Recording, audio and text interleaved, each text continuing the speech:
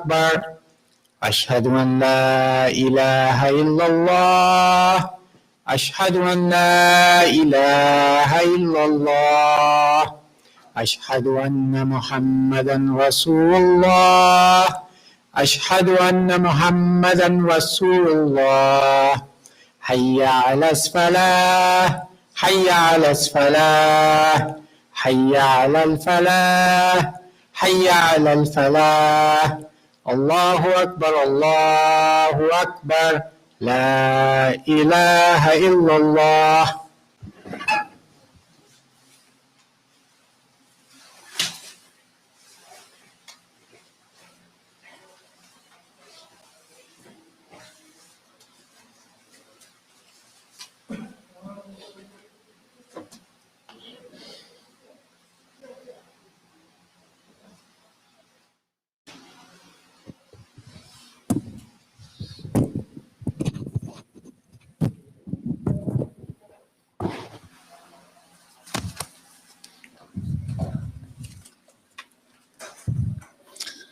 إن الحمد لله نحمده ونستعينه ونستغفره ونعوذ بالله من شرور أنفسنا ومن سيئات أعمالنا من يهدي الله فلا مضل له ومن يضلل فلا هادي له وأشهد أن لا إله إلا الله وحده لا شريك له وأشهد أن محمدا عبده ورسوله صلى الله عليه وعلى آله وصحبه وسلم تسليما كثيرا. أما بعد, the topic we plan to explore inshallah ta'ala together this afternoon is to make the most of our hal, state and condition. This is a very, very important idea in our tradition.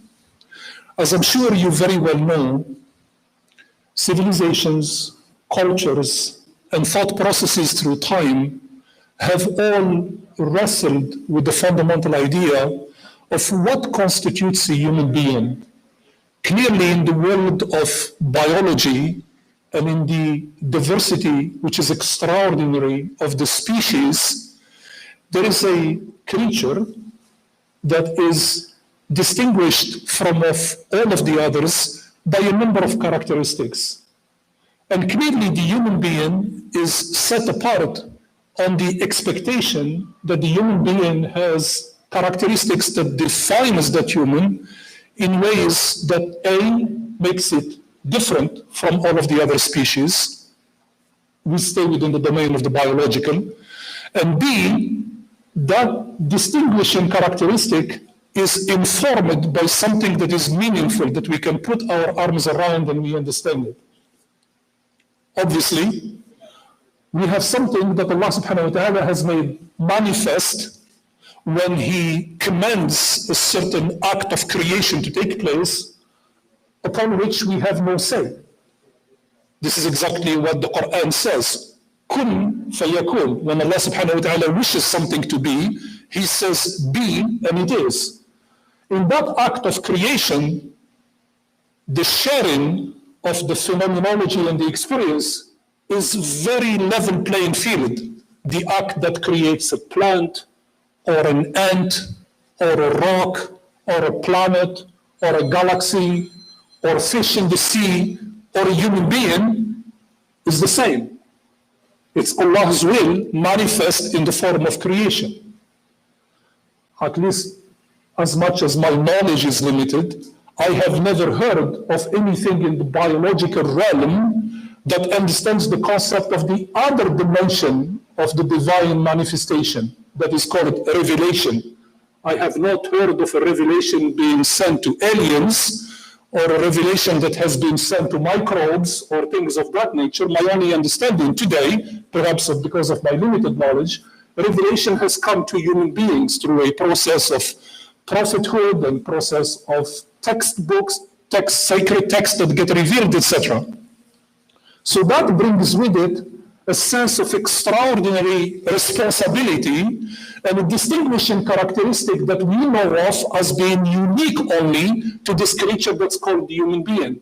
The ability to interact with the revelation, understand that revelation, and then hopefully manifestly allow that revelation to materialize itself or to externalize itself through us as we become believers in it and servants of its dictate. And that's a tall order. It's a difficult concept, but it's a very important one. So that state of revelation is one that causes in us something that is called our state, our condition. This is why there is the famous hadith of the Prophet ﷺ that among some of the Sahaba, he used to ask them the question. So for us in our colloquial language today, when we meet someone after the greeting, after we say Assalamu alaikum, we might say something, how's it going? We're genuinely inquiring about them. Sometimes it's routine, perhaps we are saying it without even waiting for the response. And sometimes it's meant to be an exercise of demonstrating that we care about someone else. I care to know, how are you doing? When the Prophet ﷺ used to ask that question, it had a very special meaning, a very unique and special meaning. The question meant when he asks you, how is it going? It means, what is the state of your faith? What is your condition? As a faithful person, how are you feeling about the condition of your faith? Are you on an uptick? Are you in doldrum? It's kind of going pretty tough. Doubt, confusion, revising, some understanding. And that's very powerful, which means that as human beings, when we come to this religion, we bring with it a gauge that you cannot find anywhere else. And it's the gauge of the state. The faith state condition in which we are is gauged by this gauge, and we measure on how we go up and down. There are days where we feel the proximity and the closeness to Allah, as if we can reach out and we can sense the presence. There are days where that gaping hole is so big that we sometimes doubt that we can reach on the other side. And all of this is part of our growth and our belief. And once a month, in the 9th month of the lunar calendar, this special 30-day horizon comes all at once with its days and nights in the form of the month of Ramadan, in order to give us, if you wish, a permission to ourselves to physically bookend and carve out a period of time from the daily grind and the daily routine to kind of apply the brakes, do some introspection and retrospection, and recalibrate so we can find our balance again. It's like the maintenance period for the gauge of the state of our faith. Everything needs a maintenance. I mean, your fridge at home, if you don't change the water filter, then something goes wrong with it. Your car, if you don't take it and change the oil after a certain period, something goes wrong with it. So is the air conditioning, quite frankly, so is this thing. That's called the body of the human being. If you don't go once a year to the doctor, things do not work as expected. So we need that maintenance and tuning so we can put things back in where they are. And in that month of Ramadan, that tuning allows us to look at the gauge, and it becomes a vehicle in of itself, so we become aware of ourselves. First of all, we take stock of the gauge. Secondly, we go and get a reading and collect where it is. And then after we get the reading and we collect of where it is, we now have the sensor saying something back that invites us to either act on it or engage in corrective measures or do whatever we need to do. And then it follows from that we take that reality and then we deploy it for the next journey until the next Ramadan comes along. And it's interesting that I always think about it in terms of what I call a return. So we go about our lives, we bounce against the limits of Ramadan, we bounce back and we find ourselves in our lives again, and now we have something that we need to reflect on, that is called engaging with life, this thing that's called dunya. It's quite interesting that the Arabic language, because it was chosen by the revelation of the Quran, has a surgical precision in the choice of terms with which it describes certain things. In the Arabic language, engaging with the world and engaging with life are two very different concepts. It's not one and the same. It's not synonymous. Because engaging with the world, and the world in the Arabic language is called bil-alam, It's interesting that whenever you look for this term in the Quran, the association of the term alim, world, is always a positive connotation. It's the creation of God. It's the one where the signs are parked. It's the place where you go in order to see the manifest beauty of the divine. That's the world, that's al-alam. However, when it comes to dunya, this phenomenology of the exercise of life in the world, the language of the Quran is not as generous. It's actually a lot more challenging. And at times, in fact, it is rather negative. So here is an example on the Prophet ﷺ specifying this. عن أنس بن مالك قال قال رسول الله صلى الله عليه وسلم, on the authority of Anas, the Prophet صلى الله عليه وسلم is reported to have said, ينادي مناد, a voice will rise and it will call the following thing. And now we quote the hadith of the Prophet صلى الله عليه وسلم. دعوا الدنيا لأهلها دعوا الدنيا لأهلها دعوا الدنيا لأهلها. This is a common pedagogical tool in the messaging of the Prophet ﷺ to sometimes put emphasis on something. He would take a tagline and he will repeat it 3 times to say, I'm saying something important, please pay attention. That was the mechanism for calling to people attention. So what is this 3 thing that the Prophet ﷺ repeated 3 times? He said, live life to its people. I'm repeating again, live life to its people.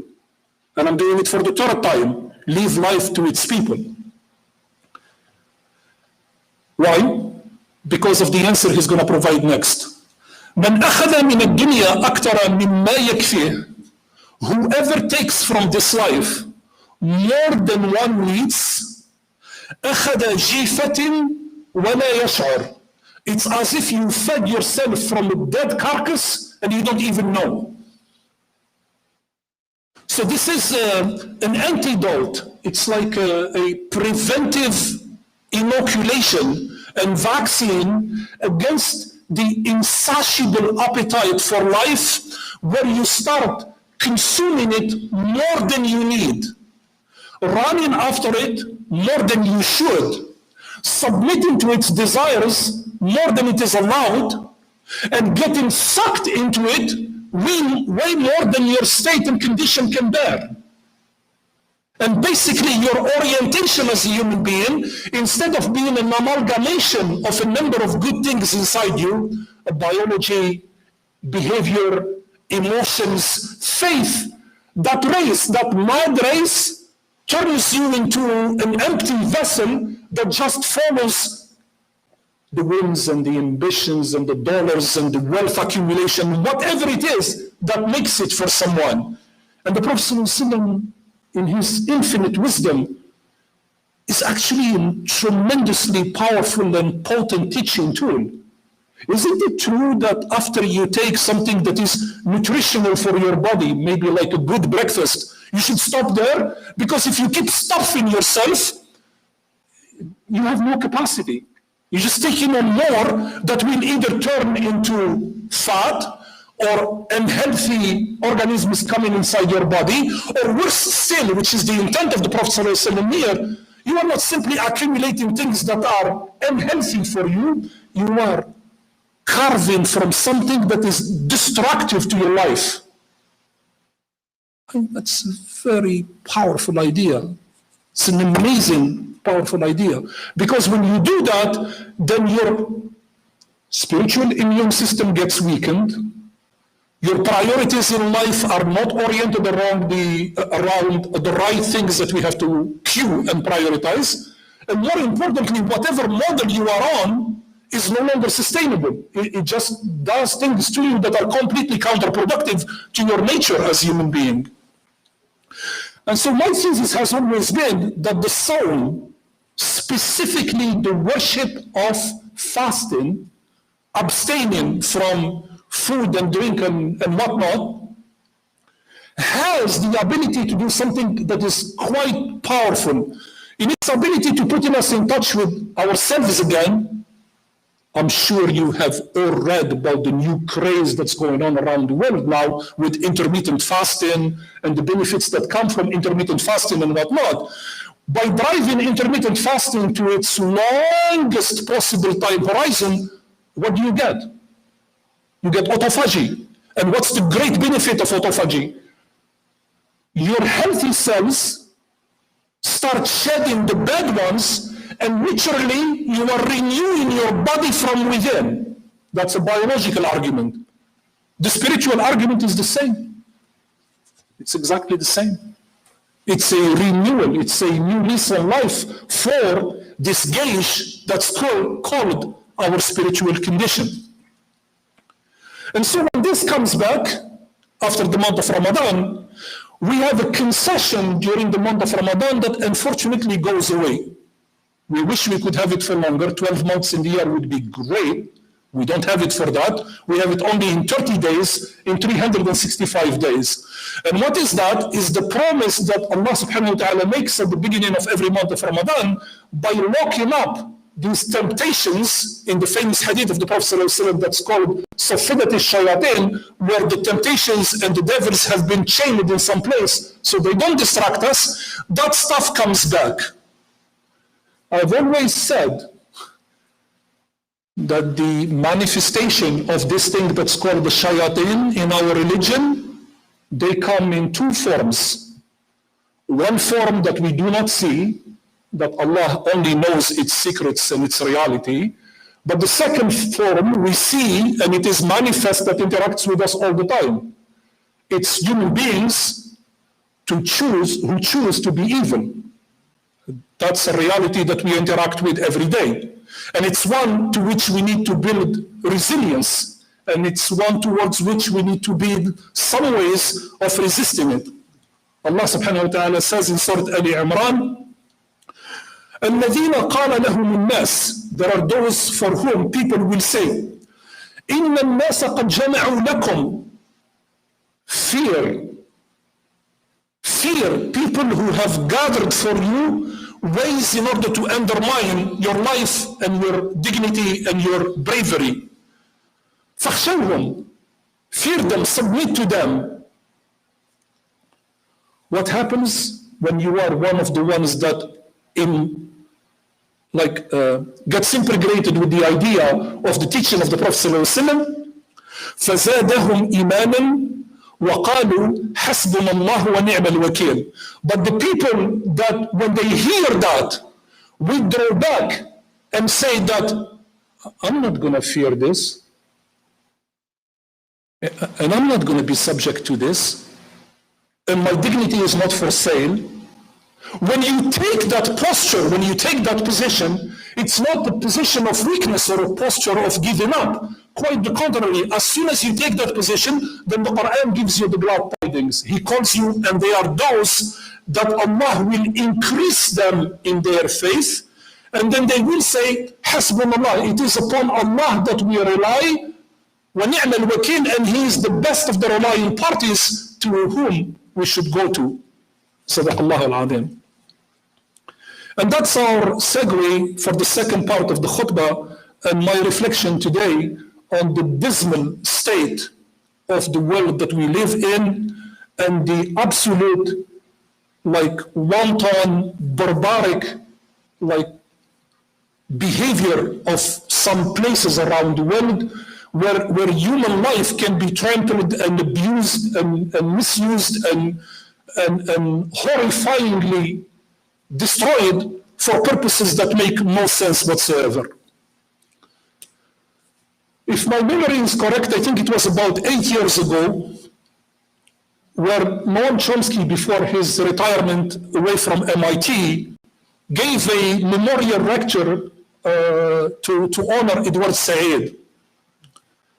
And in that lecture, he mentioned something that stayed with me for a very, very long time, to this very day. He said that there was a Swedish novelist who covered the continent of Africa, and specifically the wars in Africa. And he covered the carnage that was going on in Mozambique.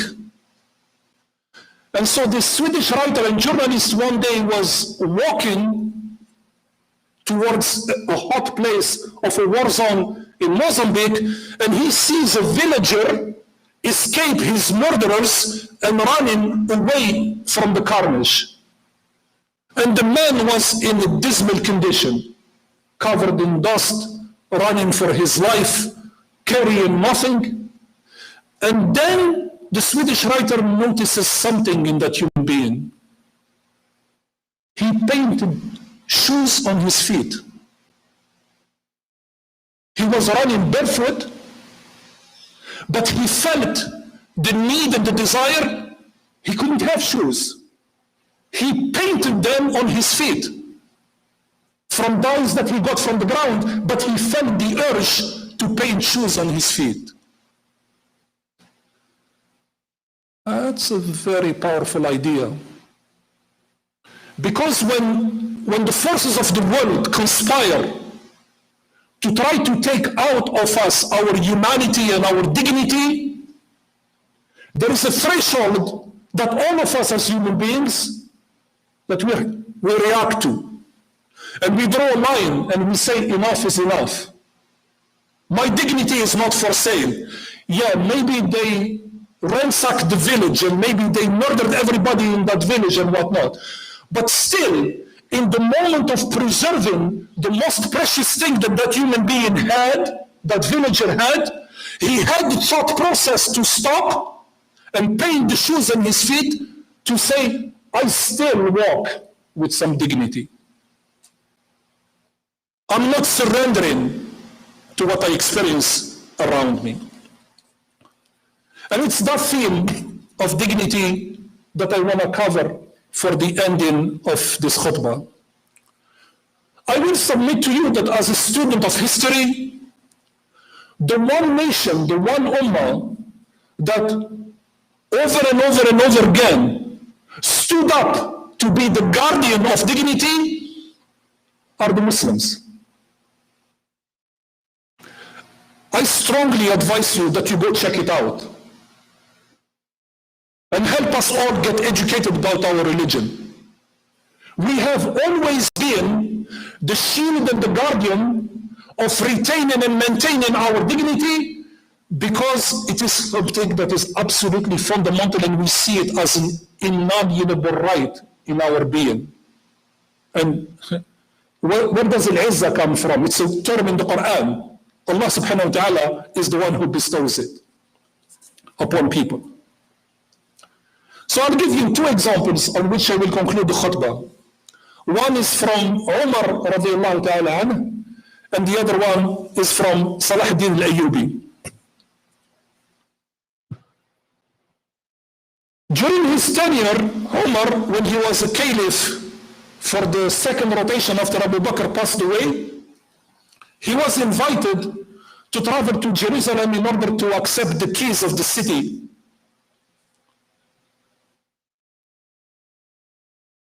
One of the extraordinary things about our tradition is the institution of consultation.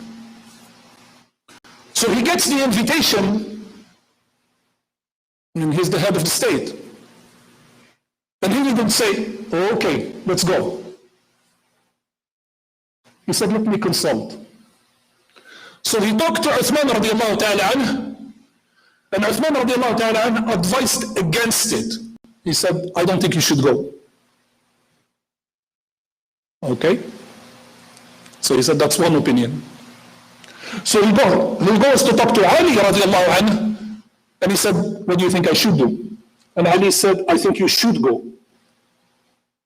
And after he took the input respectfully from his the companions of the Prophet ﷺ and his peers at that time, he erred on the side of following on the advice of Ali radiallahu ta'ala. And so he decides to take the trip and go to Jerusalem in order to accept the key at the invitation of the Muslims who were waiting for him there. Before he arrives to the city and enters the city, Umar sits down with the Muslims who were available there at that time waiting for him when they celebrated him upon his arrival. And he stands amongst them and he delivers a khutbah like what I'm doing right now. And from which I picked up a very small segment that I will share with you, in which he told them, Ayyuhan nas, O people, aslihu sara'irakum, O people, make your insides who you are on the inside, intact and pristine. تصلحوا علانيتكم. If you do that, if you fix who you are on the inside, the way you manifest yourself on the outside will be consistent with your inside, and it will be correct. And then he says the second part of his small khutbah. وَاعْلَمُوا لَآخِرَتُكُمْ تَكُفُّكُمْ عَنْ دُنْيَاكُمْ. And know that the reason for which you are here is because what you need to strive for to achieve in the hereafter is worth what you do here in this life. My goodness. Like you come to enter, think about, just for a second, there is one phenomenal power about the idea of what is called empathizing. And the greatest skill in empathizing is the ability to walk in someone else's shoes. Imagine the environment in which this conversation took place. You have a head of a state, which at that time in the 7th century was the most enlightened human experience that existed on the face of the earth. Step in as a conqueror to go and accept the keys of a city, makes a stop to the people who have honored his presence, and the way he thinks of delivering a victory speech is to start with these two statements. Get yourself clean on the inside, it's going to manifest itself outside, and know that all of this is not for here, it's for the hereafter.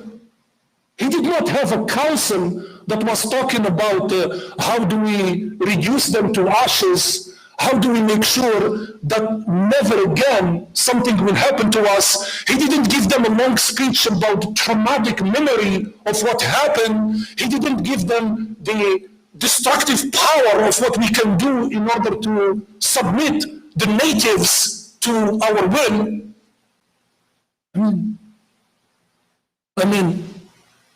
Goodness gracious. Are we sorely lacking leadership in the world today? Are we sorely lacking leadership in the world today that can speak wisdom and honesty and compassion and care about the little people who have no voice in this life? And do that at the time where you have an opportunity and chance to do it, and show me somebody else who has done the same thing that Omar did, and I might be interested in hearing what they have to offer. This is what I find quite amazing, right? So he goes into the city and he restores to the Jews the lost quarters that they had, and he makes sure that the Christians are never brought under any pressure whatsoever, and that's available everywhere for you to understand what Sahif Umar is. Please go read it at your own time. And all of this is very well known in Muslim culture. But here is something that is very, very interesting. So that happened around the 7th century. Around the 11th century, from the 8th to the 7th, obviously it was the Enlightenment period of the Muslim world. So the Muslims then took the prophetic light, the torch that Muhammad gave them, and brought that light to everywhere when people were willing to take it and to accept it and to celebrate it and to make use of it if they so desire. And many people did accept and many people did reject. But they all had room to stay within the environment where they accepted and they rejected. But on the 11th century, something catastrophic was about to happen to the Muslim world. And that is the arrival of the Crusades through Richard Lionheart. So this man, for sports, for practice, just because he needed to get ready and he needed to get to the mood, into the mood of getting ready to go and slaughter men and women and children. On his way from his origination until he arrived to the outskirts of Jerusalem, he massacred Jews along each one of the starting point, hunting them in Eastern Europe for sports. This is when really, sometimes you start thinking that the human experiment is a failed experiment. It really shakes you at the core to fathom that there are people that have this sort of thinking and can bring themselves to do this sort of thing. Okay, so he makes it all the way through. And his intention, of course, which is recorded in all of the history books of the Crusades that speak about this, was upon arrival to Jerusalem, he had every intention to reduce every Jewish quarter and every Muslim quarter, men, women, and children, to absolutely ashes, destroy mosques, reduce all of the synagogues into rubble, and plant the flag of whatever he thought was his victory. Were it not for who? One more time. The Muslims who stand on the front line in order to defend the dignity of human beings. The Muslims who stood in that front line did not create programs based on religion or ethnic groups. They didn't say, we're going to go out and stop the onslaught, but it's only for us, not for them. They never said that. They never said that within certain ethnic groups, we are going to favor some over others. And that brings us to the second point of Salah ad-Din al-Ayyubi. What I found always extraordinary in his contribution to history, he was Kurdish under a Mamluk empire who rallied the Egyptians, the Arabs, and the Turks under one common banner to do what's right. That's 2 for 2. What is common between Umar and Salah ad-Din is that they answer to a higher authority.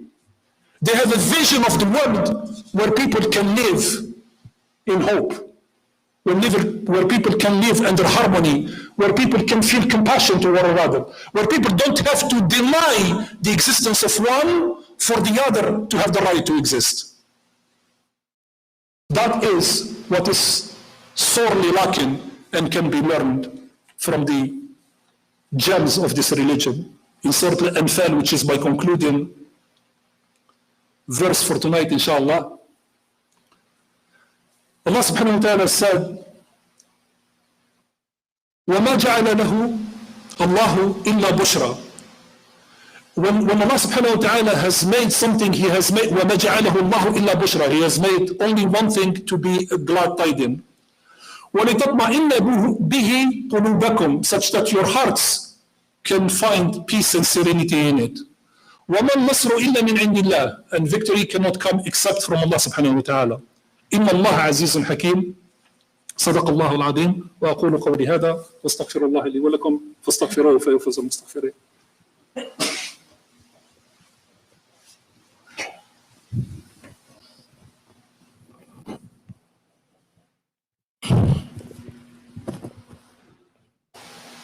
الحمد لله ثم الحمد لله وأشهد أن لا إله إلا الله وحده لا شريك له وأشهد أن محمدا عبده ورسوله صلى الله عليه وعلى آله وصحبه وسلم تسليما كثيرا. اللهم يا مؤنس كل غريب ويا صاحب كل وحيد ويا ملجئ كل خائف ويا كاشف كل كربة، أسألك أن تقطف رجاءك في قلوبنا حتى لا يكون لنا هم ولا شغل غيرك يا رب العالمين، وأسألك أن تجعل لنا من أمرنا فرجا ومن مخرجنا ومخرجا إنك على كل شيء قدير. اللهم وفقنا إلى ما تحبه وما ترضاه. اللهم أنصر من نصر دين محمد صلى الله عليه وسلم واجعلنا منهم، واخذل من خذل دين محمد صلى الله عليه وسلم ولا تجعلنا منهم. عباد الله، أوصيكم ونفسي بتقوى الله وأقم الصلاة إن الصلاة تنهى عن الفحشاء والمنكر.